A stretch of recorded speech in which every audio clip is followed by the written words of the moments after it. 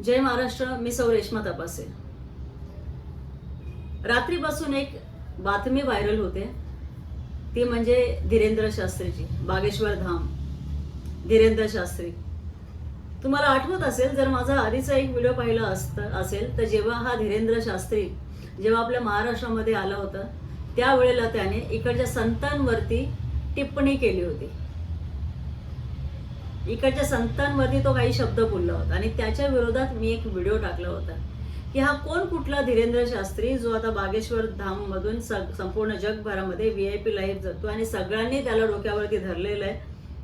आणि त्याचप्रमाणे महाराष्ट्रातल्या जनतेने सुद्धा त्याला डोक्यावरती घेतलं होतं आणि त्याच्या विरोधात मी एक व्हिडिओ टाकला होता. कारण महाराष्ट्र ही संतांची भूमी आहे. महाराष्ट्राला संतांचा एक वारसा लाभलेला आहे आणि इकडचे जे संत होते ते समाज प्रबोधन करण्यासाठी जन्माला आले आणि समाज प्रबोधन करता करता त्यांचं अंतही झालेलं आहे. आणि इकडच्या महाराष्ट्रातल्या संतांची मला वाटत नाही की कोणी बरोबरी करू शकेल. तेव्हा ही संतांची भूमी आणि या संतांवरती टीका टिप्पणी करण्याचा तो राज्यपाल भगत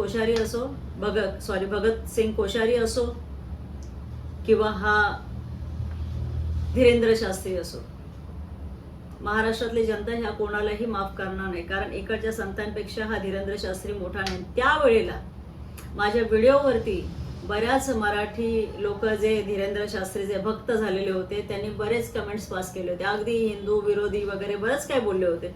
म्हणजे धीरेंद्र शास्त्री सारखे जे संत बनून पुढे येतात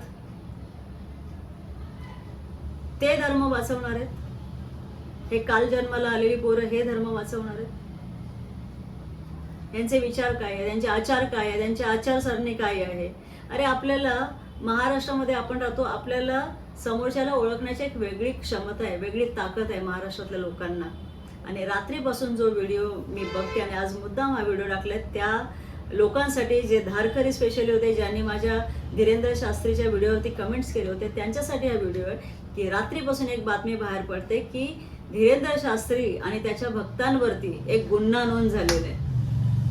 तो म्हणजे महिलांची तस्करी. बागेश्वर धाम मध्ये जे धीरेंद्र शास्त्रीचे सेवेकरी होते, ज्या महिला, त्यांनी बऱ्याच अल्पवयीन मुली असतील किंवा महिला असतील त्यांना जबरदस्तीने मारून एका गाडीत कोंबण्याचा प्रयत्न केला आणि तेव्हा हे प्रकरण उघडकीस आलंय. तर धीरेंद्र शास्त्री हा महिलांच्या तस्करीचा गुन्हा त्याच्यावर आणि त्याच्या भक्तांवरती, त्याच्या सेवेकरांवरती हा दाखल झालेला आहे. तेव्हा आता जे माझ्या व्हिडिओवरती कमेंट करणारी लोक होती धीरेंद्र शास्त्रीच्या, त्या लोकांनी आता उत्तर द्यावं समोरून. कारण यांची लायकी नाहीये. आपल्या महाराष्ट्रातल्या संतांची बरोबरी करण्याची यांची लायकी नाहीये. आपण म्हणतो जेव्हा छत्रपती शिवाजी महाराजांचा महाराष्ट्र आहे, राजमाता जिजाऊ आऊसाहेबांचा हा महाराष्ट्र आहे, छत्रपती संभाजी महाराजांचा हा महाराष्ट्र आहे, मग हा महाराष्ट्र कसा असला पाहिजे.